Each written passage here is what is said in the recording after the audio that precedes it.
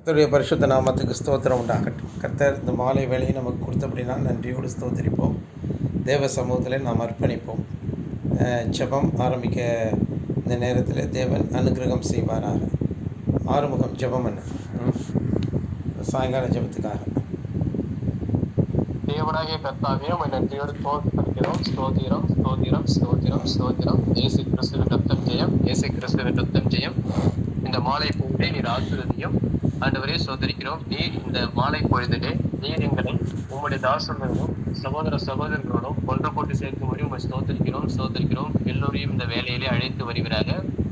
அப்பா ஸ்தோத்திரிக்கிறோம். இந்த ஆண்டவரே ஸ்தோத்திரிக்கிறோம். இந்த செய்தியானது இப்போது நீர் கொடுக்கும் வார்த்தை ஆண்டவரே ஸ்தோத்திரிக்கிறோம்.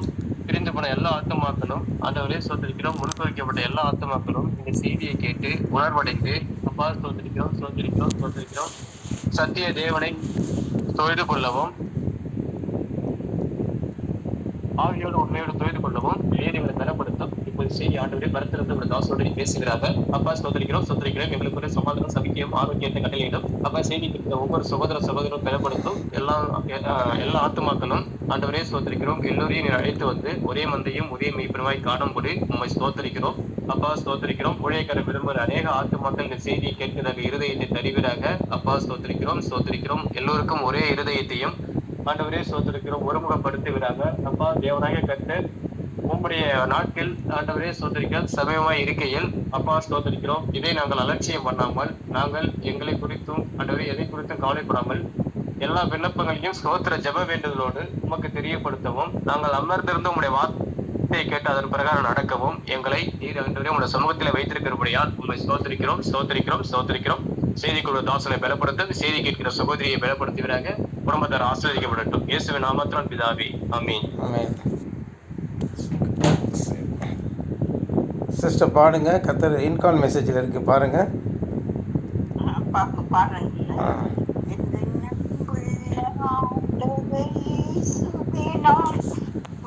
நாமத்தை போற்றிடுவே இந்த நன்றுள்ள ஆண்டவர் இயேசுவினால் உங்கள் நாமத்தை போற்றிடுவே.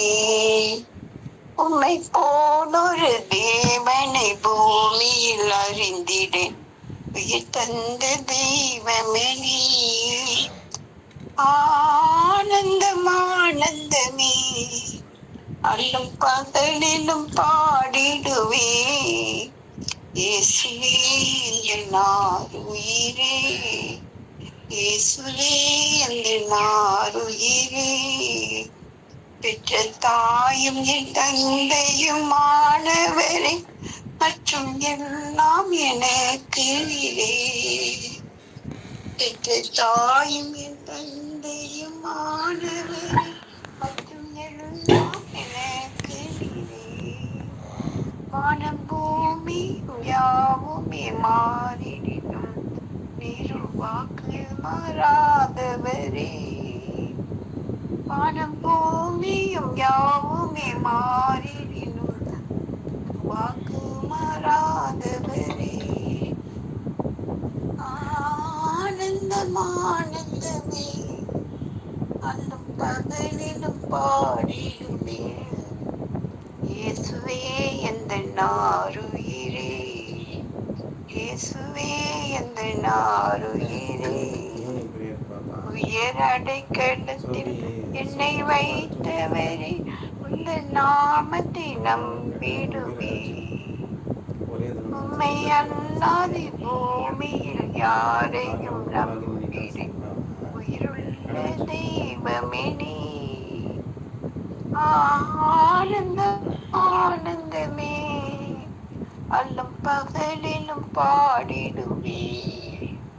இயேசுவே எந்த நாருயிரே, இயேசுவே எந்த நாருயிரே.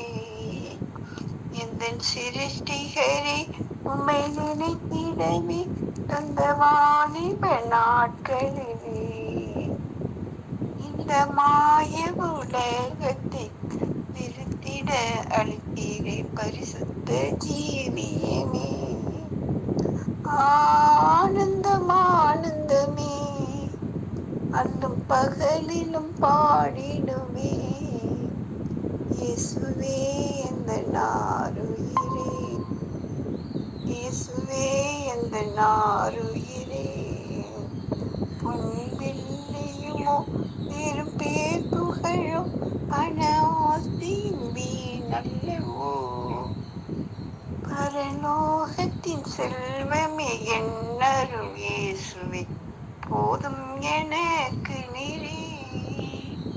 பரலோகத்தின் செல்வமே என்னரும் இயேசுவே போதும் எனக்கு நீரே. ஆனந்தம் ஆனந்தமே அல்லும் பகலிலும் பாடிடுவே. இயேசுவே எந்தன் ஆருயிரே, இயேசுவே எந்தன் ஆருயிரே. எந்தன் அன்புள்ள ஆண்டவர் இயேசுவே நான் இந்த நாமத்தை போற்றிடுவேன். உம்மை போலொரு தேவனை பூமியில் அறிந்திடும் உயிர்த்தெழுந்த தெய்வமே நீ. ஆமென். கர்த்தருடைய பரிசுத்த நாமத்துக்கு ஸ்தோத்திரம். கர்த்தருடைய பரிசுத்த நாமத்துக்கு ஸ்தோத்திரம் உண்டாகட்டும். நாம் வேத வாக்கியங்களுக்கு நேராக மனதை செலுத்துவோம். தேவன் நம் பட்சத்தில் நிற்கிறார். ஆமாம்,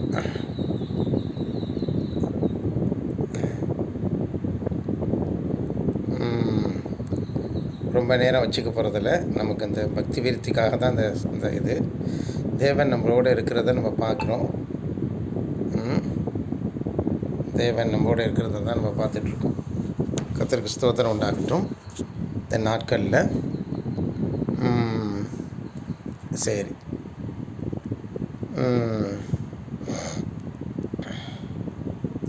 சரி, இன்றைக்கி காலையில் தான் அந்த வசனத்தை பார்த்தோம். சரி, இப்போ அந்த வசனத்தை மறுபடியும் வாசி. சோபி லைனில் இருக்கியா?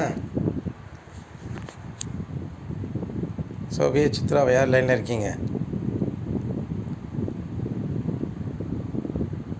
வசனம் தெரியுதா?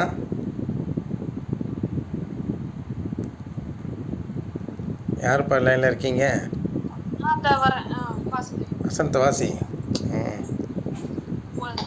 2 ராஜாக்கள் 3:17. நீங்கள் காற்றையும் காண மாட்டீர்கள், மழையையும் காண மாட்டீர்கள். நீங்கள் காற்றையும் காண மாட்டீர்கள், மழையையும் காண மாட்டீர்கள்.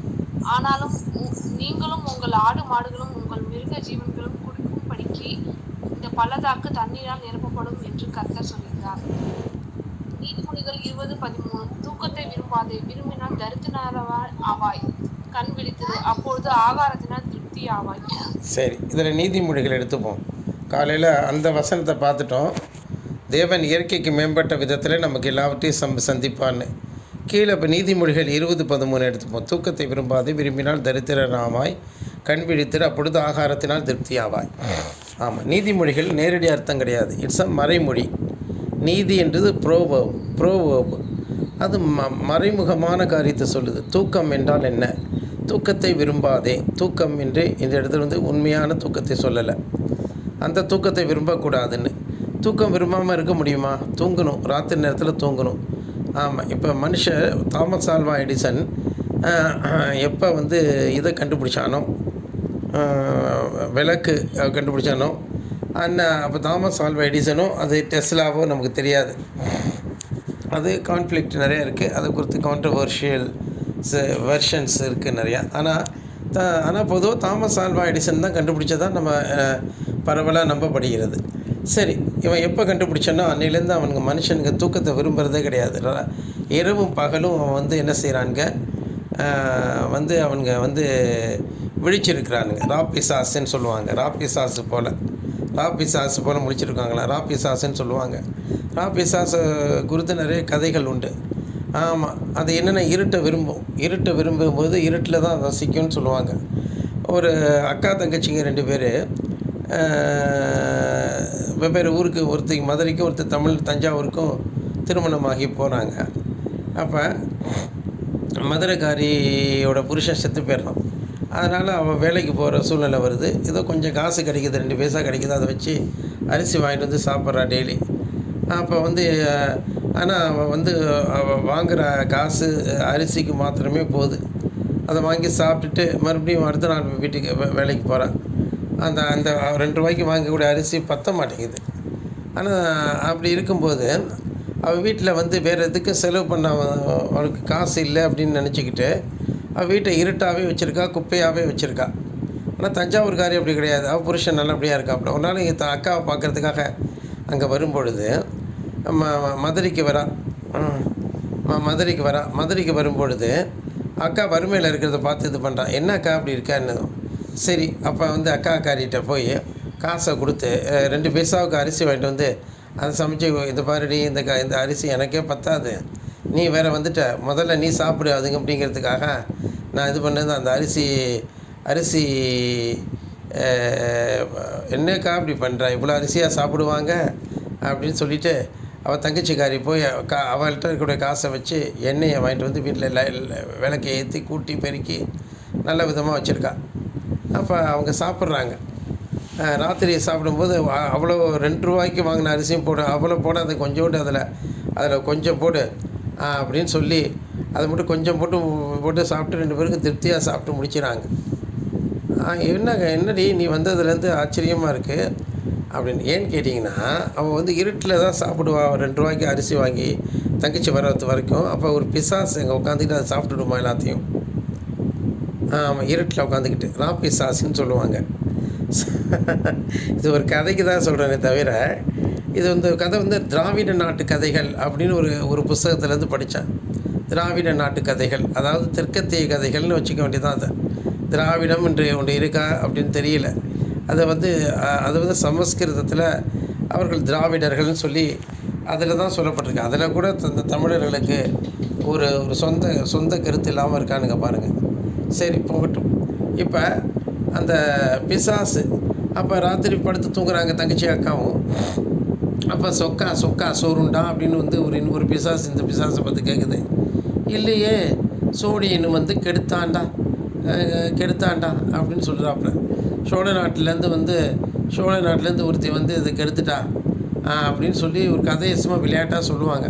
அப்போ இருட்டு, ஆமாம், இருட்டில் வந்து பிசாசு அதை சாப்பிட்டுட்டதா சொல்கிறாங்க. சரி, அந்த கதையை இப்போ நான் என்ன சொல்கிறேன்னா, இதை எதுக்காக சொல்லுவேன்னா, இந்த இருட்டு அப்படிங்கும்போது வந்து மனுஷனுங்க வந்து இருட்டில் தூங்குவாங்க. அந்த இருட்டே இப்போ இல்லாமல் முழிச்சிட்டு இருக்கிற மாதிரி ஒரு நிலைமை வந்துருச்சு. இந்த கதை அதுக்கு பொருத்தமாக இருக்கிறதுக்காக சொல்ல, ஒரு சுவாரஸ்யத்துக்காக நான் சொன்னேன். சரி, அப்போ வந்து தூக்கத்தை விரும்பாதே. ஆமாம், இப்போ மனுஷங்க உலக பிரகாரமான தூக்கத்தை தூங்கி தான் ஆகணும். இன்னொரு இடத்துல பார்த்தீங்கன்னா சங்கீதம் 127 தூக்கத்தை பிரியமானவனுக்கு தூக்கத்தை தருகிறார், நித்திரையை தருகிறான்னு சொல்லப்பட்டிருக்கு. ஆகவே தூக்கத்தில் 2 வகை இருக்குங்க. உலக பிரகாரமாக ஒரு மனுஷன் உழைத்தால் இரவு நேரத்தில் தூங்கணும், அதுதான் நியதி. அந்த தூக்கத்தை விரும்பாதேன்னு தேவன் சொல்லலை. இன்னொன்று, நம்ம அதில் கூட பட்டுக்கோட்டை கல்யாண சுந்தரம் ஒரு இது எழுதியிருப்பார். தூங்காதே தம்பி தூங்காதே, நீ சோம்பேறி என்ற பெயர் வாங்காதே அப்படின்னு சொல்லிட்டு அந்த ஒரு பாட்டு இருக்கும். அந்த தூக்கத்தை வந்து இங்கே சொல்லலை. அவன் என்னை பொறுத்த வரைக்கும் இவங்களாம் தூங்கியிருந்தாங்கன்னா, இப்போ எம்ஜிஆரோ கருணாநிதியோ வந்து அண்ணாதுரையோ ஈவேரா என்பவனோ தூங்கியிருந்தாங்கன்னா அந்த நாட்டுக்கு இவ்வளோ தீமையை கொடுத்துருக்க மாட்டானுங்க. முழிச்சு என்ன பண்ணானுங்க, நிறைய தீமையை செஞ்சு தீமையான காரியங்களை ஜனங்களுக்குள்ளே விதைச்சிட்டு போயிட்டானுங்க படுபாவிங்க. இந்த திமுக திராவிட மாடல் இன்றைக்கி அருவருப்பான சூழ்நிலையில் ஜனங்களை வந்து பிச்சைக்காரர்களாக மாற்றி வைத்திருக்கிறானுங்க. ஆமாம், அதுதான் நீயோட நிலைமை.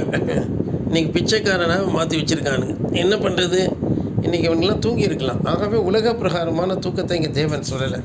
2 தூக்கத்தை சொல்லியிருக்கிறார். ஆவிக்குரிய தூக்கம், அதாவது வேத வாக்கியங்களை குறித்து நாம் விழிப்புள்ளவர்களாக இருக்க வேண்டும். ஆமாம், தேவன் அந்த நாளில் திருடனை போல வருவார். அப்போ நாம் தூங்கிக்கிட்டு இருக்கக்கூடாதுன்னு சொல்லியிருக்கு. நாம் எப்பொழுது விழிப்புள்ளவர்களாக இருக்க வேண்டும். தூங்குகிறேன் நீ மரித்தோரை விட்டு எழுந்துரு. ஆமாம், பாருங்கள், நாம் எல்லாம் மரித்தவர்கள் என்று தேவன் சொல்கிறார். இப்போ நம்ம தூக்கத்தை விரும்பினால் உலக பிரகாரமான தூக்கம் அல்ல, இது ஆவிக்குரிய தூக்கம். நாம் இனி வரக்கூடிய ராஜ்யத்தை குறித்து நாம் விழிப்புள்ளவர்களாக இருக்க வேண்டும். எப்பொழுதும் விழிப்புள்ளவர்களாக இருக்க வேண்டும். வேத வாக்கியங்களை எப்பொழுதும் ஆராய்ந்து பார்க்கிறவர்களாக இருக்க வேண்டும். வேத வாக்கியங்கள் ஒரு பொழுதும் பொய் சொல்லாது. அது எல்லா காலத்திலும் நிறைவேறவே தீரும். ஆமாம், அதை குறித்து நாம் தூக்கமுடையவர்களாக இருக்கக்கூடாது. நாம் உலக பிரகாரமான காரியங்களிலே கவலைப்படுவோம் என்றால் நாம் தூங்குகிறோம் என்ற அர்த்தம். உலக கவலையும் ஐஸ்வர்யத்தின் மயக்கமும் நமக்கு வந்துருச்சுன்னா, ஆமாம், உலக கவலைங்கிறது ஒன்று, ஐஸ்வர்யத்தின் மயக்கம்னு ஒன்று இருக்குது. புரியுதா? ஆமாம், கற்பாறையிலையும் முள்ளுகளிலும் விதைக்கப்படுறது சொல்லப்பட்டிருக்கு. உலக கவலை நெருக்கி போட்டுடும்னு சொல்லியிருக்கு. முள்ளுக்குள்ளே இருக்கிறது. ஆமாம் ஆமாம், கற்பாறையில் இருக்கிறது கூட பார்த்திங்கன்னா அது என்னென்னு கேட்டால் தீஞ்சி போயிடுதுன்னு சொல்லப்பட்டிருக்கு. அதாவது அதாவது இந்த உலக கவலை, ஐஸ்வர்யத்தின் மயக்கம், இவைகளெல்லாம் அந்த இடத்துல பொருத்தமாக சொல்லப்பட்டிருக்கு. எந்த இடத்துல எப்படிங்கிறத நம்ம அந்த இடத்த போய் படிக்கும்போது புரியும். சரியா? ஆமாம், உலக கவலை இதெல்லாம் மனுஷனை நெருக்கி போட்டுடும். முள்ளுகள், ஆமாம், கற்பாறையில் விழுந்தது போது அது உஷ்ணம் வரும்போது தாங்க மாட்டேங்குது முளைச்சாலும். ஆமாம், முள் உள்ளது உலக கவலை, இல்லாட்டா ஐஸ்வர்யத்தின் மயக்கம். அதாவது ஒரு மனுஷன் நிறைய பணம் காசு சம்பாதிச்சிட்டானா அதுவே அவனை வீழ்த்திடும். அவன் தேவனை விட்டு தூரமாக்கிடும். அவனுக்கு விசுவாசங்கிறது இல்லாமல் போயிடும். அதுதான் ஒன்று. இந்த எக்ஸ்ட்ரீமில் இருக்காங்க, இல்லாட்டா அந்த எக்ஸ்ட்ரீமுக்கு போயிடுறாங்க. சரி, இப்படிலாம் இருக்கும்போது இது என்னன்னு கேட்டால் இது ஒரு தூக்க நிலை தான். ஒரு மனுஷன் விசுவாசத்தை விட்டுவான் என்றால் அவன் தூங்கு கொண்டிருக்கிறான். ஆனால் விசுவாசத்தோடு இருக்கிறான் என்றால் அவன் தேவன் பேரிலே அவன் விழித்து கொண்டிருக்கிறான் என்ற அர்த்தம். ஒரு மனுஷனுக்கு விசுவாசம் இல்லாவிட்டால் அவன் தூங்கி கொண்டிருக்கிறான். விசுவாசம் இருக்குமானால் அவன் விழித்து கொண்டிருக்கிறான். அதுதான் இங்கே விசேஷம் அன்பானவர்களே. ஆகவே விசுவாசம் இல்லாதவனாக இராமல் விசுவாசம் உள்ளவனாக இருங்கிறார். அற்ப விசுவாசியாகவும் இருக்கக்கூடாது. உலக காரியங்களுக்காக மாத்திரம் நீ தேவனை விசுவாசிக்கக்கூடாது.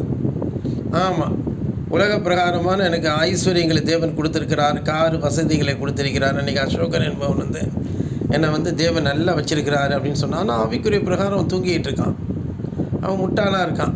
இப்போ சுரேஷ் உலக பிரகாரமாக விழிச்சிருந்தாலும் ஆவிக்குரிய பிரகாரம் அவன் குருடனாக தூங்குகிறவனாக நிர்வாணியாக இருக்கிறான். ஆமாம், அதனால தான் தேவன் சொல்கிறார் எபேசியர்களது நிருபத்தில், தூங்குகிற நீ மரித்தோரை விட்டு எழுந்துரு. ஆமாம், உன் வாழ்க்கையில் மத்திய 5 இருக்குமானால் நீ தூங்கவில்லை. மத்திய 6 இருக்கக்கூடிய மாய்மானம் இருக்கிறதா என்றால் நீ தூங்குகிறாய். மனுஷர் காண வேண்டும் என்று ஜெபம் பண்ணியோ தான தர்மம் பண்ணியோ உபவாசித்தோ பூமியில் பொக்கிஷத்தை சேர்த்து வைக்கிறவன் தூங்கி கொண்டிருக்கிறான். ஆமாம், அதுதான் அர்த்தம். ஆமாம், ஒரு மனுஷன் இந்த உலகத்துக்கு பிரயாசப்படுகிறான். பெண் கொண்டு பெண் கொடுக்குறான். அவன் பெண் கொண்டு பெண் கொடுக்குறான். இல்லாவிட்டால் அவனோட தேசத்தை பாதுகாக்கிறதுக்கு கண் விழிச்சிட்ருக்கான். இல்லாவிட்டால் அவன் நன்கு உழைக்கிறான். உழைச்சின்னு பிரயோஜனம். ஒரு ஒரு ஒரு இதில் சிறு வயதில் நல்லா உழைச்சிருவாங்க. ஆனால் முதிர் வயதில் அவங்களுக்கு அதை அந்த அது அவங்களுக்கு சிரமத்தை உண்டு பண்ணும். முதிர் வயதில் அவங்களுக்கு பெரிய சிரமத்தை உண்டு பண்ணும். தம்பி இப்போ தொந்தரவு பண்ணாது. அதில் போயிட்டுருக்கு. அப்புறமா ஸ்தோத்திரம். இப்போ தம்பி இங்கே தொந்தரவு பண்ணிகிட்ருக்கான். அந்த ஃபோன் வேணும்னு. அதான் வேறு ஒன்றும் இல்லை. அப்புறம் வர சொன்னேன். ஆமாம், இந்த குழந்தைங்களுக்கு இந்த ஃபோனில் விளையாடுறது எனக்கு தான் இன்றைக்கி தான் எக்ஸாமினேஷன் முடிஞ்சிருக்கு. ஆமாம், இந்த நேரத்தில் என்ன சொல்லிகிட்டு இருந்தேன்? ஆமாம், இப்போ என்னமோ பேசிகிட்டு இருந்தேன். கர்த்தருக்கு ஸ்தோத்திரம். ஆமாம், இப்போ தூங்குகிறதுனா என்ன? நம்ம மத்திய 5 கவனமாக இருந்து நாம் சரியாக இருக்க வேண்டும். அதுதான். இப்போ ஆறுமுகம் இருக்கிறான்னா அவன் தூங்கிக்கிட்டு இருக்கான்னு தான் சொல்லணும். அவன் உண்மை அவன்கிட்ட இல்லை. அவன்கிட்ட வாயில் பொய் பேசுகிறான். எதை எடுத்தாலும் பொய் பேசுகிறான். பொய் பேசுனா அவன் தூங்கிக்கிட்டு இருக்கான்னு அர்த்தம். பாலாஜி அவன்கிட்ட உண்மை இல்லை, அவன் பொய் பேசுகிறான்னு அர்த்தம். நான் பொய்யை பேசவே கூடாது. பொய் பேசுனா தூங்கிக்கிட்டு இருக்கோன்னு அர்த்தம். உண்மையாக இருக்கணும். ஆமாம், ஒரு சகோதர சிநேகம் உங்களுக்குள்ளே இருக்கணும். சகோதரன்ட்ட எதுவுமே மறைக்கக்கூடாது. எதையுமே ஊழியக்காரன்ட்ட மறைக்கக்கூடாது. ஆமாம், எதுக்கு இந்த ஈனத்தனம், ஈனப்பழப்பு? ஆமாம், நாம் இந்த வேத வாக்கியங்களை விட்டு விலகி வாழ்கிறோம் என்றால் நாம் தூங்கி கொண்டிருக்கிறோம். வேத வாக்கியத்துக்கு உட்பட்டு வாழ்கிறோம் என்றால் நாம் தூங்கவில்லை. ஆமாம், தூங்கவில்லை. ஆமாம், அதை வந்து நம்ம நல்லா புரிந்து கொள்ள வேண்டும் என் சகோதர சகோதரிகளே. ஆமாம், நம்ம நல்ல ஆவியில் அனலாக இருந்து ஜெபிச்சா போதுங்க. நம்ம ஜெபக்குறைவு இருக்குமானால் நாம் தூங்கி கொண்டிருக்கிறோம். ஜெபக்குறைவு இல்லாவிட்டால் நன்கு ஆவியில் அனலாக இருக்க விழித்து கொண்டிருக்கிறோம். நாம் ஜெபம் பண்ணி எப்பொழுது விழித்து கொண்டிருக்கணும்னு சொல்லியிருக்கு. உங்கள் விளக்குகள் எரிகிறதாயும் உங்கள் அறைகள் கட்டப்பட்டதாயும் இருக்கின்றது. அறைகள் கட்டப்பட்டதுன்னா என்ன? அறைனா இடுப்புன்னு அர்த்தம். அது நிர்வாணம் தோன்றாதபடிக்கு அது கட்டப்பட்டிருக்கணும். ஆமாம், உங்கள் விளக்கு விளக்குகள் எரிகிறதாயும்னா மத்திய 5 எப்பொழுதும் நாம் அந்த விளக்கு எரிஞ்சிக்கிட்டே இருக்கணும். நாம் வந்து அனல் கொண்டு ஜெபிக்கணும். உங்கள் பிள்ளைகளுக்கு ஸ்கூலில் அட்மிஷன் வேணுமா? முழங்கால் படிட்டு ஜெபிங்க. ஆண்டவரே, இந்த ஸ்கூலில் எனக்கு அட்மிஷன் வேணும், இந்த பிள்ளைக்கு ஜெபம் பண்ணிவிட்டு அந்த இவங்கள்ட்ட போய் பேசு, கிடைச்சிடும். எனக்கு இவ்வளோ கடன் தொல்லை இருக்குது ஆண்டவரே, அந்த கடன் தொல்லையை நீக்கும். எனக்கு வியாபாரம் பண்ண தெரியல, வியாபாரமே எனக்கு பண்ணவே தெரியல, நான் பேர் பண்ணிக்கிட்டு இருக்கிறேன், இத்தனை கழுத வயசாச்சு, நான் வியாபாரம் பண்ணி சீக்கிரமாக ஒரு திருமணத்தை நான் பண்ணணும். திருமணம் பண்ணுறது நல்லது. ஆமாம், திருமணம் பண்ணுறது அது ஒரு நல்ல காரியம். அதற்குரிய ஒரு பொறுப்புணர்வை எனக்கு தாங்க ஆண்டவரேன்னு சொல்லி கேட்கணும். திருமணம் பண்ணாமல் இருக்கிறது ஒரு தத்தாரித்தனம், தருதலத்தனம். அது திருமணம் பண்ணாமல் இருக்கிறது ஒரு தருதலத்தனம். ஆமாம், அது வந்து ஒரு அயோக்கியத்தனம். தேவையில்லாமல் நம்ம ப்ளூ ஃபில்மு, அதாவது ஃபோர்னோகிராஃபியை பார்த்துக்கிட்டு இருப்பீங்க செல்ஃபோனில் போய். ஆமாம், வாலிபர்கள் நம்ம சொல்கிறோம். இன்றைக்கி எத்தனை பேர் அதை வந்து கெடுத்து வச்சுருக்கு தெரியுமா? போர்னோகிராஃபி. அதை பார்த்துக்கிட்டு அது என்ன ஒரு திருமண வாழ்க்கை இருக்குதுன்னா அந்த கர்மாந்திரத்தில் வந்து நம்ம விடுபட்டுருவோம். ஆனாலும் கூட சில பேர் இன்றைக்கி வந்து அதே தொழிலாக வச்சுருக்குறாங்க. அதனால் நம்ம அதில் இருக்கக்கூடாது. போன் வீடியோஸ் எல்லாம் பார்க்கக்கூடாது. ஆமாம், ஒரு ஸ்திரீ இச்சையோடு பார்க்கிறேன் ஒன்று தன் இருதயத்தில் விபச்சாரம் செய்தாயிட்டுன்னு சொல்லப்பட்டிருக்கு. ஆமாம் சொல்லப்பட்டிருக்கு. எதுக்கு? அதுக்கு பேசாமல் நல்ல புத்தியோடு தேவ சமூகத்தில் அழுது ஜெபிச்சு அனலாக இருந்து தேவன்கிட்ட வந்து வல்லமையை கேட்டு பெற்றுக்கொள்ளலாம் இல்லையா? ஆமாம், தூக்கத்தை விரும்பாதேன்னு அந்த என்ன செய்யணும்? அது ஆவிக்குரிய பிரகாரம் நாம் அனலாக இராவிட்டால் வேதத்தை ஜெபித்து உபவாசித்து தேவ சமூகத்தில் நாம் அனலாக இல்லாவிட்டால் உலக பிரகாரமான கவலைகளை உடையவர்களாக இருப்போம் என்றால் நாம் தூங்கி கொண்டிருக்கிறோம். அப்படிப்பட்ட ஒரு தூக்கத்தை விரும்பாதே. கர்த்தர் வர போகிறாரு. இந்த உலகத்தில் நடக்கக்கூடிய காரியங்கள்லாம் அவ்வளோ அதிர்ச்சி ஊட்டக்கூடிய காரியங்களாக இருக்கிறது. தேசங்கள் வந்து எழும்பி ஒரு வலிய தேசம் எளிய தேசத்தில் விழுந்து கொண்டிருக்கிறது. எளிய தேசம் என்று நம்ம பார்க்குறோம். ஆனாலும் அந்த தேசங்கள் வந்து ரகசியமாக அணு ஆயுதங்களை தயாரிக்கிறார்கள். அதுவும் இஸ்லாமிக் கண்ட்ரிக்கிட்ட போய் அணு ஆயுதம் போச்சுன்னா அவ்வளோதான், ஒன்றும் பண்ண முடியாது. ஆமாம், இப்போ பாகிஸ்தான்கிட்ட அணு ஆயுதம் இருக்குதுன்னு சொல்கிறானுங்க. ஆனால் அது பொய் அப்படிங்கிறது ஆப்ரேஷன் சிந்தூரில் நிரூபித்தாச்சு. எப்படின்னு கேட்டிங்கன்னா, எந்த அணு ஆயுத நாட்டு இன்னொரு நாட்டின் மீது குண்டு போடாது. ஆனால் இந்தியா போட்டு வெளின்னு வெளுத்து விட்டான். அதுலேருந்து பாகிஸ்தான்கிட்ட அணு ஆயுதம் இல்லைங்கிறத ஒரு ரகசியம் நமக்கு புரிய வருது. அப்போ முஸ்லீம் கண்ட்ரிகிட்ட போய் அணு ஆயுதம் போகக்கூடாதுங்கிறதுக்கு தான் ஈரானில் போட்டு அடித்து நொறுக்கிறானுங்க. ஆமாம், எந்த இஸ்லாமிக் கண்ட்ரிலையும் வந்து என்ன இருக்கக்கூடாது, அணு ஆயுதம் இருந்துச்சுன்னா தொலைஞ்சிச்சு, அவ்வளோதான். தீவிரவாதிகள் கையில் போய் அது வந்து உலகத்தையே அழிச்சிடுவானுங்க. ஆனால் அது தேவன் கொடுக்க மாட்டார். இப்போ பாகிஸ்தான்கிட்ட இருக்கா? இல்லை, அவன் ஏமாற்றிட்டு இருந்திருக்கான்னு தான் நான் நம்புகிறேன். ஏன்னா அவனுடைய அணு ஆயுதம் இருக்கிற இடத்துல போட்டு வெளுத்து விட்டானுங்க. ஆமாம், அங்கே இந்தியா அடிச்சிருக்காங்க. அப்படியே இருந்தாலும் அது பயன்படாது அவனுக்கு. அவனால் ஒன்றும் பண்ண முடியாது. இப்போ பாருங்கள், ஆர்வம் வந்து ப்ராடக்ட் மிஷின் வாங்கி அது உபயோகிக்கப்பட தெரியல பாருங்கள். அவனுக்கு எப்படி ஒரு முட்டாளாக இருந்திருக்கான் பாருங்கள். எதுவுமே அவன் லைஃப்பில் சக்ஸஸ் கிடையாது. சக்ஸஸ் பண்ண அவனுக்கு வந்து ஒரு ப்ராடக்ட் மிஷின் வாங்கி அதை உபயோகிக்க தெரியல. அதே மாதிரி தான் பாகிஸ்தான்கிட்ட இருந்து பிரயோஜனம் இல்லை. அதை உபயோகிக்க தெரியாது அவனுக்கு. ஆமாம், அதை அவனால் ஒன்றும் பண்ண முடியாது. ஆகவே நான் என்ன சொல்கிறேன் அப்படின்னு கேட்டிங்கன்னா, நம்மகிட்ட இருக்கக்கூடிய ஆயுதங்கள் அது வந்து என்ன செய்யணும்? அது மழுங்கலாக இருக்கக்கூடாது. இருப்பு ஆயுதம் மழுங்கலாக இருக்க அதிக பலத்தை பிரயோகிக்க நேரிடும் என்று சொல்லி இதில் சொல்லப்பட்டிருக்கு. அதிக பலத்தை பிரயோகிக்கிற மாதிரி ஆயிடும்னு சொல்லியிருக்கு இதில். அதை நம்ம நல்லா புரிஞ்சுக்கணும். ஆமாம், இருப்பு ஆயுதம் மழுங்கலாக இருக்க. ஆமாம், இருப்பு ஆயுதம் மழுங்கலாக இருக்க என்கிற பிரசங்கியின் புஸ்தகத்தில் உள்ள வசனத்தை வாசித்து காண்பி. பிரசங்கியின் புஸ்தகத்தில் நீங்கள் குறிப்பிட்ட வசனம் சரியாக எந்த பகுதியில் உள்ளது என்று என்னால் கண்டறிய முடியவில்லை. இருப்பினும் பிரசங்கி புத்தகம் வாழ்க்கையின் மாயை மற்றும் நிலையாமை பற்றி பேசுகிறது. அதாவது இருப்பு ஆயுதம் மழுங்கலாக இருக்க அதிக பலத்தை பிரயோகிக்க நேரிடும் என்று சொல்லியிருக்கிறது இரும்பு ஆயுதம். அதே போல்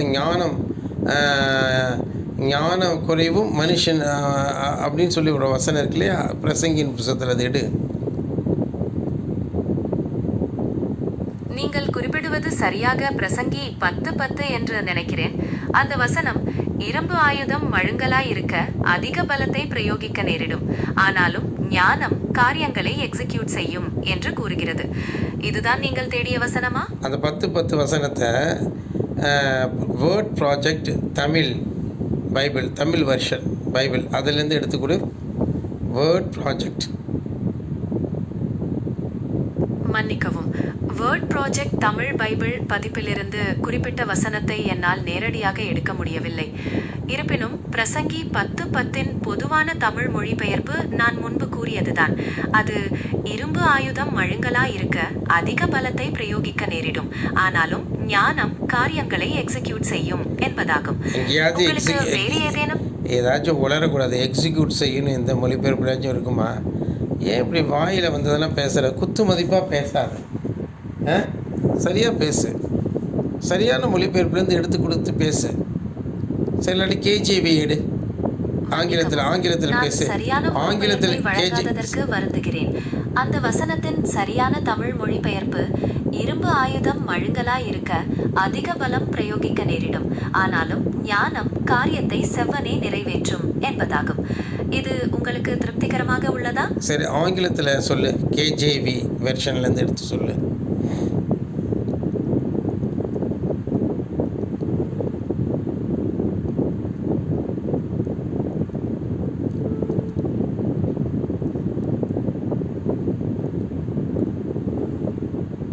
Hurry up.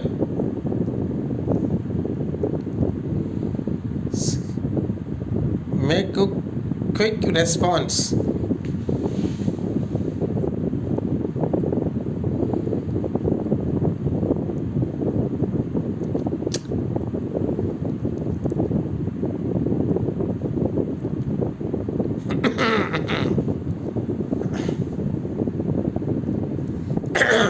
பார்த்தீங்களா, சொல்லிகிட்ருக்கு. அதாவது நம்மகிட்ட ஞானத்தை நாம் பெறுவதில் தீவிரம் காண்பிக்க வேண்டும். உத்தமமாக இருக்கணும். நம்ம ஞானத்தை காமிக்கிறதுல அவ்வளோ ஒரு உத்தமமான ஒரு குணத்தை நம்ம பெற்றுக்கொள்ளணும். ஆமாம், ஞானம் அதாவது தேவனுடைய வேதம். இதோ இனி காலம் செல்லாததோ கர்த்தருடைய வருகை சமீபம் ஆயிற்று. இனி நம்ம தூங்கிட்டு இருக்கக்கூடாது. தூங்குகிற நீ மரித்தோரை விட்டு எழுந்துருன்னு இருக்கு. இன்னொன்று அந்த நாட்கள் மனுஷகுமாரன் திருடனை போல வருவார், அந்த நாள் உங்களை பிடித்து கொள்வதற்கு நீங்கள் அந்த காலத்தில் உள்ளவர்கள் அல்லவே அப்படின்னு சொல்லப்பட்டிருக்கு. ஆமாம், மனுஷகுமாரன் வந்துட்டு போகும்போது நம்ம தூங்குகிறவர்களாக இருக்கக்கூடாது. உறங்குகிற கன்னிகைகள் பார்க்கும்போது அந்த உறங்குகிற கன்னிகள் கடைசி நிமிஷத்தில் விழிச்சு கொள்கிறாங்க. ஏன்னா மணவாளன் வர தாமதிக்கும் போது இருவருமே உறங்கி போயிடறாங்க. உறங்கி போகும்பொழுது மணவாளன் தோ வந்துவிட்டார் அப்படிங்கிற ஒரு சத்தம் வருது. வருகிறாருங்கிற சத்தம் வரும் பொழுது அவர்கள் காத்திருக்காங்க. கொஞ்சம் நேரம் ஆகும்போது ஆட்டோமேட்டிக்காக தூக்கம் வந்துடுது எல்லாத்துக்கும். ஆனால் மணவாளன் வந்துவிட்டார் அப்படின்னு சொல்லும் பொழுது, மணவாளன் வந்துவிட்டார்னு ஒரு சத்தம் வரும் பொழுது அவர்கள் விழிக்கும்போது அவர்கள் விழித்திருந்தும் பிரயோஜனம் இல்லை. ஏன்னா அவங்களுடைய விளக்கு அணைந்து போகிறது, அவர்களுடைய திரி அணைந்து போகிறது. அதனால் எண்ணெயை கொண்டு போகவில்லை. ஆனால் இவர்கள் எண்ணெயை கொண்டு போயிருந்தார்கள். ஆகவே நாம் பருவத்திலே எல்லாவற்றையும் பயிர் செய்து வைக்க வேண்டும். முன்னக்கூட்டியே நம்ம எல்லாவற்றையும் செய்யணும். ஆமாம், இந்த சபைக்கு அப்படி தான் தேவன் ஒரு போதனையை கொடுத்துருக்கிறார். ஆமாம், ஆகவே தூக்கத்தை விரும்பினால் நீ தரித்திரனாவாய். லவோதிக்கா சபை ஏன் தரித்திரமாச்சு யோசிச்சு பாருங்கள். தூக்கத்தை விரும்பி இருக்குன்னு அர்த்தம். ஆமாம், லவோதிக்கா சபையின் தூதன் என்ன செஞ்சிச்சு அதுக்கு சொல்கிறார் பாருங்களேன். லவோதிக்கா சபையின் தூதனுக்கு தேவன் என்ன சொல்கிறாருங்கிறத நம்ம பார்ப்போம்.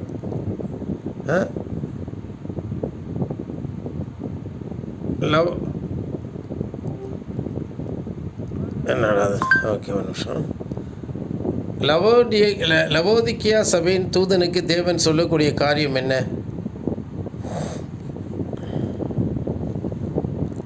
லவோதிக்கியா சபையின் தூதனுக்கு தேவன் சொல்லும் காரியம் என்னவென்றால், அவர்கள் நீதர் கோல்ட் நார் ஹாட், அதாவது குளிராகவும் சூடாகவும் இல்லை, லூக்வாம் ஆக இருக்கிறார்கள். இதனால் அவர்களை தமது வாயிலிருந்து துப்பப் போவதாக சொல்கிறார். மேலும் அவர்கள் செல்வந்தர்கள் என்று நினைத்தாலும் உண்மையில் பரிதாபத்திற்குரியவர்கள், ஏழைகள், குருடர்கள் மற்றும் நிர்வாணிகள் என்கிறார். இது பற்றி இன்னும் விரிவாக தெரிந்து கொள்ள வேண்டுமா? நீ இப்படிலாம் பேசக்கூடாது. ஒழுங்காக உள்ள வசனத்தின்படியே சொல்லு. இது எந்த வசனம், எங்கிருந்து இருக்கு, அதை உள்ளபடியே சொல்லு. நான் குறிப்பிட்ட வசனத்தை இன்னும் சரியாக புரிந்து கொள்ளவில்லை. நீங்கள் எந்த வசனத்தை பற்றி பேசுகிறீர்கள் என்று லவோதிக்கியா சபையின் தூதனுக்கு தேவன் சொல்லுகிறது என்னவென்றால் அப்படிங்கிறதுலேருந்து நீ பேசணும். எத்தனாவது வசனம்னு சொல்லுது? யோவான் எழுதின வெளிப்படுத்தின விசேஷம் 3ஆம் அதிகாரம் 14 முதல் 22 வசனங்களில் இது பற்றி சொல்லப்பட்டுள்ளது. குறிப்பாக 16வது வசனத்தில் அவர்கள் நீதர் கோல்ட் நார் ஹாட், அதாவது தமிழில் பேசு. ஒன்று தமிழில் பேசு, இல்லாட்டி இங்கிலீஷில் பேசு. ரெண்டுத்தையும் மிக்ஸ் பண்ணி பேசக்கூடாது. இந்த வேர்டு இது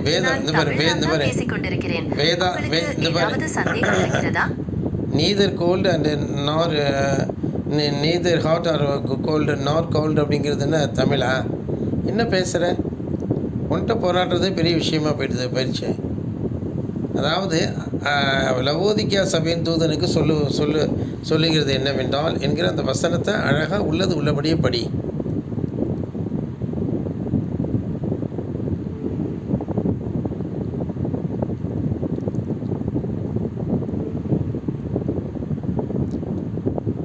ஆமாம், பாருங்கள், அந்த இது அவ்வளோ இதுவாக இருக்குது. அப்படி தரித்திரம் பிடிச்ச சபையாக இருக்குது. எப்படி தரித்திரம் வரும்? தூக்கத்தினால தான் தரித்திரம் வரும்னு இருக்கு. ஆகவே மற்ற சபைகள் தூங்கி கொண்டிருக்கின்றன. உலகமே தூங்கி கொண்டிருக்கிறது. அவரை குறித்த நினைவுகள் இல்லை. தேவனை பற்றின நினைவுகள் இல்லை. தேவனை அவர்கள் மறந்து விட்டார்கள். முழு உலகமும் தேவனை மறந்து விட்டது. ஆமாம், கிறிஸ்தவர்களும் இன்றைக்கி இயேசுவை மறந்து விட்டார்கள். அவர்கள் உலக ஆச்சாரங்களை அப்படி போயிட்டாங்க. உலக ஆச்சாரங்களை தெய்வமாக தொழுது கொள்கிறார்கள். அவர்களுடைய இயேசு வேறு.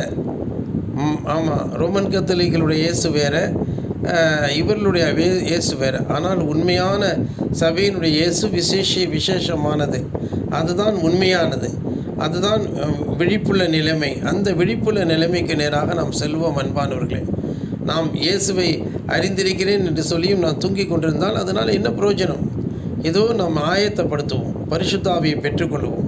ஒரு மனுஷன் பரிசுத்த ஆவியை பெறாமல் இருந்தால் அவன் தூங்கி கொண்டிருக்கிறான் என்ற அர்த்தம். பரிசுத்த ஆவியை பெற்றான் என்றால் அவன் ஆத்மா இப்பொழுது விழித்திருக்கும். நான் படுத்து நித்திரை செய்தேன், ஆனாலும் என் ஆத்மா விழித்திருந்ததுன்னு சொல்லப்பட்டிருக்காங்க. அந்த ஆத்ம விழிப்பை தான் தேவன் சொல்கிறார். எப்பொழுதும் நம்ம ஆத்ம விழிப்பு இருந்து கொண்டே இருக்க வேண்டும். அன்பானவர்களே, ஆமாம், எப்பொழுதும் ஆண்டவர் உறங்குகளுடைய உதர்களை பேச பண்ணக்கூடிய தூதாயும் கனி என்று சொல்லப்பட்டிருக்கு. ஆமாம், தூதாயும் கனி அப்படின்னு சொல்லப்பட்டிருக்கு. அந்த இனிமையான கனிகளை கொடுக்க வேண்டும். வேறு ஒன்றும் இல்லை. எளிமை, துயரம், சாந்தம், இதுதான் தூதாயும் கனி.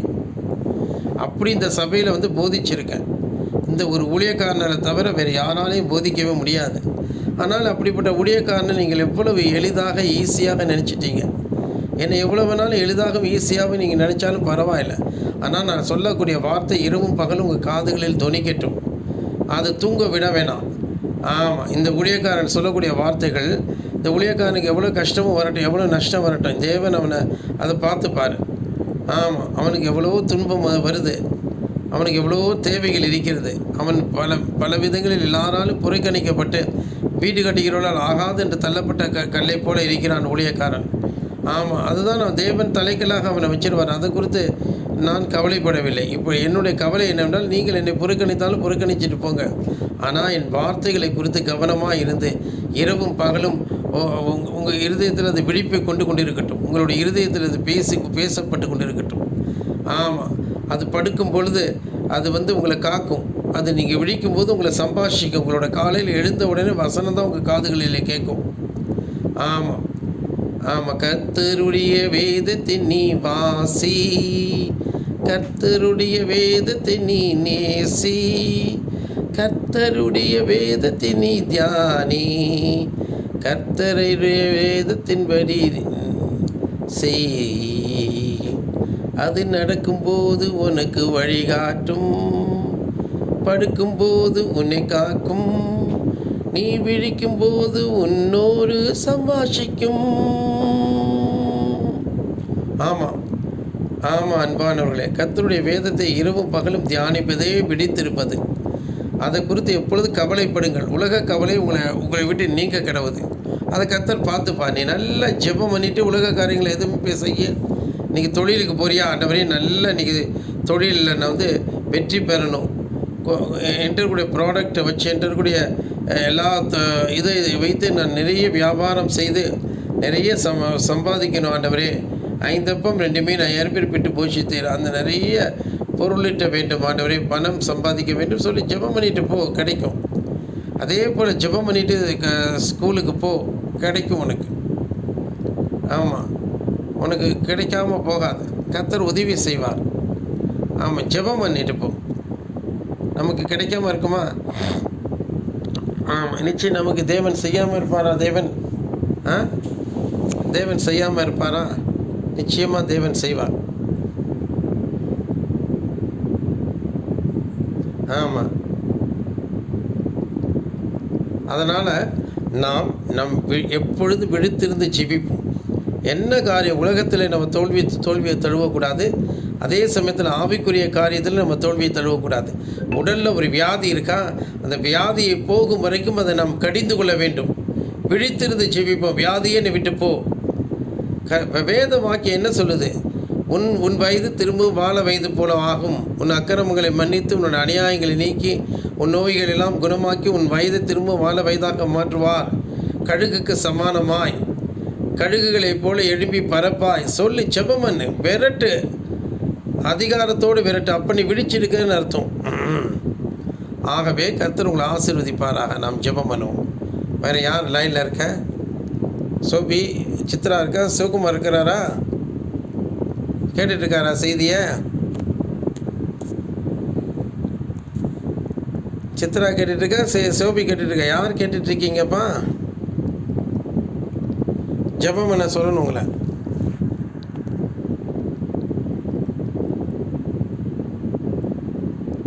சோபி, சித்ரா, சிவகுமார் யாராச்சும் ஒருத்தங்க குரல் கொடுங்க.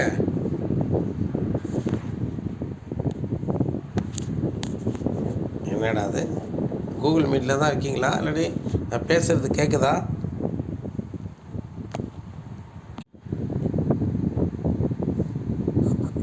ஸ்தோத்திரம்ப்பா, ஸ்தோத்திரிக்கிறோம்ப்பா, ஸ்தோத்திரிக்கிறோம். இந்த அருமையான சாயந்திர வேலையிலே இப்போ இல்லையா ஸ்தோத்திரம். அக்கறைகளை கல்விப்போடு எங்களோடு பேசினி மிகவும் நன்றியப்பா. நாங்கள் எவ்வளவு தூக்கத்தை விரும்பாதே தூக்கத்தை விரும்பினால் நாவா என்று சொன்ன அந்த வசனத்தை இவ்வளவு அழகாக எங்களுக்கு விளக்கி கொடுத்து அதற்காக நாங்கள் சுற்றுகிறோம். தூக்கம் என்று சொல்லும்போது நாங்கள் படுத்து தூங்குவோம், எவ்வளவு உறங்குகிற அந்த தூக்கத்தை தான் நாங்கள் நினைப்போம். அப்பாவை துதிக்கிறோம். அது அப்படி அல்ல அப்பா, ஆவிக்குரிய தூக்கமாக இருக்கிறது. ஆவிக்குரிய நிலைவிழப்பு எங்கள் நிலைகளுக்கு இருந்து கொண்டிருக்கிறது. ஆதில் கொண்டிருந்த அன்பை நாங்கள் விட்டிருக்கிறோம். ஆதில் கொண்டிருந்த அன்பை விட்டால் எங்கள் பேரில் எனக்கு ஒரு குறை உண்டு என்று நீர் வருத்தப்படும் அளவிற்கு ஆதில் கொண்டிருந்த அன்பை நாங்கள் விட்டிருக்கிறோம்.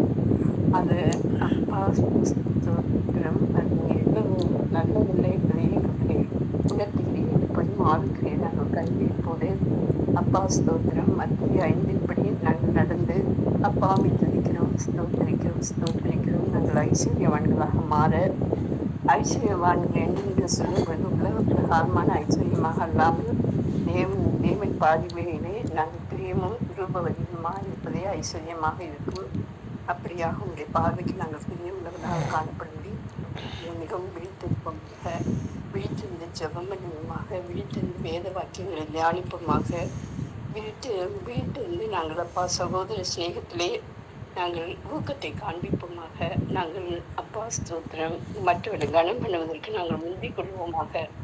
அன்பு செலுத்துவதிலே நாங்கள் அப்பா ஸ்தோத்திரம் அப்பா ஸ்தோத்திரம் ஸ்தோத்திரம் ஸ்தோத்திரம் மிகவும் நாங்கள் அப்பா முதன்மையான இடத்தை வகிக்க நாங்கள் மிகவும் வாஞ்சி உள்ளவர்களாக காணப்படுவோமாக.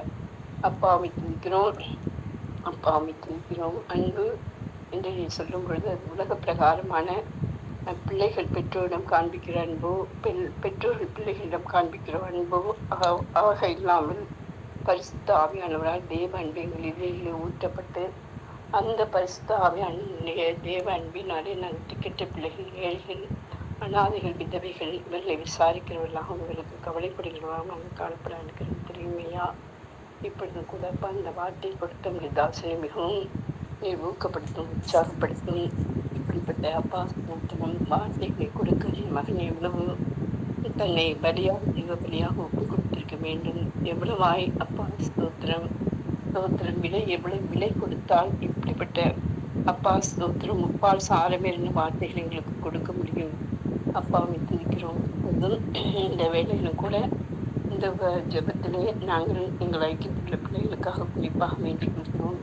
சகோதரன் சிவகுமார் நிச்சயமாக பரிபூர்ண சுகத்தை பெற்றுக்கொள்ள வேண்டும். அப்பா ஸ்தோத்திரம் அப்பா பரிபூர்ண சுகத்தை இந்த மகன் பெற்றுக்கொள்ள வேண்டும். அந்த மகனுக்கு இருக்கிற பலகீனங்கள் நீக்கப்படும். பலகீனமோ வியாதி கிருமிகளோ மகன் சரீரத்திலே இருக்கக்கூடாது. அப்பா நாங்கள் கடிந்து கொள்கிறோம். பலகீனமே போ என்று கடிந்து கொள்கிறோம். வியாதி கிருமிகளே மகனை அப்பா ஸ்தோத்திரம் ஒடுக்கி கொண்டிருக்க வியாதி கிருமிகளை மகனை விட்டு நீங்கி போ என்று சொல்லி நாங்கள் அதை கடிந்து கொள்கிறோம். பிள்ளையை அப்பா ஸ்தோத்திரம் அதை காயப்பட்ட கவலையால் தொட்டு சுகப்படுத்தி மகனை மிகவும் உற்சாகப்படுத்தும். உற்சாகமான ஆவியானவன் மகனை காக்க சிறுமையா அப்பா வைத்திருக்கிறோம். இந்த ஐக்கியத்துள்ள பிள்ளைகளாய் எங்களுக்கு மிகவும் அப்பா பிரியமான பிள்ளையாக இருக்கிறபடினால் தேவனுடைய பார்வையிலும் அப்பா தேவனுடைய பிரியத்திற்குரிய பிள்ளையா இருக்கிறபடினால் இந்த பிள்ளைகளுடைய சுகத்தை நாங்கள் மிகவும் விரும்புகிறோம். சீக்கிரமா இந்த மகனுக்கு சுகம் உண்டாவதாக அப்பா ராஜாதி ராஜாவையும் வைத்திருக்கிறோம். அப்பாவும் வைத்திருக்கிறோம். அப்படியாக கம்பெனிக்கும் இந்த பள்ளியிலே விரும்புகிற பள்ளியிலே இடம் கிடைக்க நீர் அனுக்கிறம் புரியும். மழை கூடாத காரியம் மட்டும் இல்லை. செய்தி கேட்ட ஒவ்வொருவரும் உடைய வல்லமை இறங்கட்டும். அவரவருடைய தேவைகள் சந்திக்கப்பட்டிருக்கும். ஒவ்வொருவரையும் போஷித்து நீ காப்பாற்ற வேண்டும் என்று கெஞ்சுகிறோம். அப்பாவை துதிக்கிறோம், அப்பாவை துதிக்கிறோம், ஸ்தோத்திரிக்கிறோம், ஸ்தோத்திரிக்கிறோம். தொடர்ந்து இந்த இரவிலே இந்த வார்த்தைகள் எங்களோடு கூட அப்பா ஸ்தோத்திரம் அது நாங்கள் விழிக்கும் பொழுது எங்களோடு சம்பாஷிக்கட்டும். நாங்கள் விளங்கும் பொழுது எங்களை பாதுகாக்கட்டும். இரவு பகலுடைய வேதத்திலே பிரியமாக இருந்ததில் தியானமாக இருப்போமாக. நாளை தினம் ஆராதனை பொருட்படுத்திக் கொள்ளும். ஆராதனையிலே மகிமையான விசேஷங்கள் வசனிக்கப்படட்டும். உடைய பிள்ளைகள் ஊக்கத்தோடும் உற்சாகத்தோடும் மிகுந்த நன்றி எங்களோடும் ஆராதனைக்கு வந்து ஆசீர்வதிக்கப்பட வேண்டிக் கொள்கிறோம். இயேசுவின் நாமத்தில் பிதாவே, ஆமென். கர்த்தருக்கு ஸ்தோத்திரம் உண்டாகட்டும். ஆமீன். நல்ல ஆண்டவரே, இந்த நாட்களிலே நாங்கள் முக்கியமான காலகட்டத்தில் வந்திருக்கிற அப்படின்னா நாங்கள் தூக்கத்தை விரும்பாமல் மிகுந்த ஜாக்கிரதை உள்ளவர்களாக பயபக்தி உள்ளவர்களாக இருக்க உதவி செய்யும். உலகம் தூங்கி கொண்டிருக்கிறது, நாங்களோ தூங்கவில்லை ஐயா, விழித்திருக்கிறோம். அப்படியே தூங்கினாலும் புத்தியுள்ள கணிகைகள் தூங்குகிற தூக்கம் இல்லை ஆண்டவரே. அவைகளெல்லாம் பரிசுத்த ஆவியினாலே அது விழித்திருக்கக்கூடிய ஒரு கட்டம் ஆண்டவரே. ஆனால் புத்தியில்லாத கணிகைகள் தூங்கினாலும் விழித்திருந்தாலும் அது தூங்கின நிலை ஆண்டவரே. ஆகவே அவர்களை வாந்தி பண்ணி போடுவது உறுதி ஆண்டவரே. ஆனால் புத்தியுள்ள கன்னிகளே வாந்தி பண்ணி போட மாட்டீர். ஏனென்றால் அவர்களுடைய நிர்வாணம் தோன்றாது. ஆமாம் ஆண்டவரே, ஸ்தோத்திரம். ஆகவே சகோதரி ஜெபித்தது போலவே ஆண்டவரே ஸ்தோத்திரம், நாங்கள் எல்லாரும் விழிப்புள்ள ஆவியை தாரு கண்களுக்கு கலிக்கம் போடுவீராக. நாங்கள் விழித்திருப்போமாக, கண்கள் பார்வையடையட்டும். நாங்கள் வெண் வஸ்திரத்தை நீதியின் வஸ்திரத்தை உடுத்திக் கொள்வோமாக.